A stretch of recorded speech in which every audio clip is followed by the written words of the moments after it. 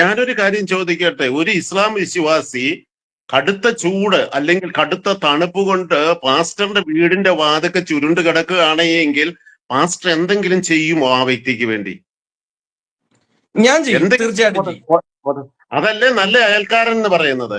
നല്ല അയൽക്കാരൻ തീർച്ചയായിട്ടും ശത്രുവിനെ സ്നേഹിക്കാനല്ലേ കർത്താവ് പഠിപ്പിച്ചത്?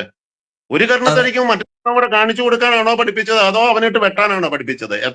ഞാൻ പറഞ്ഞത് അയ്യോ അതാണോ പഠിപ്പിച്ചത്? അതല്ലല്ലോ പഠിപ്പിച്ചത്. അപ്പോൾ കർത്താവിനെ അനുധാവനം ചെയ്യുന്ന വ്യക്തിയായി മാറിപ്പോയി മാർപ്പാപ്പ, അല്ലാതെ വേറെ ഒരു തെറ്റും അദ്ദേഹം ചെയ്തിട്ടില്ല. അതുകൊണ്ടാണ് സ്വവർഗരതിക്കാരെ പോലും ചേർത്ത് പിടിപ്പിച്ചുകൊണ്ട് അവന്റെ അനാട്ടമിക്കൽ പ്രശ്നം അദ്ദേഹത്തിന് അറിയാം, ലോകത്തിനറിയാം. അതായത് സൈക്കോളജി പഠിച്ചിട്ടുള്ള വ്യക്തിയാണ്, കെമിസ്ട്രി പഠിച്ചിട്ടുള്ള വ്യക്തിയാണ്.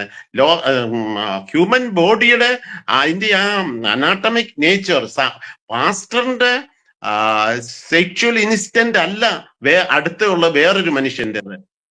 ഞാൻ പറയുന്നത് മനസ്സിലാകുന്നില്ല. പക്ഷേ അതോടെ അപ്പോൾ ഓരോരുത്തരെയും ദൈവം ഞാൻ ആരാണ് അവനെ വിധിക്കാനെന്നാണ് ചോദിച്ചത്, മാർപ്പാപ്പ ചോദിച്ചത്.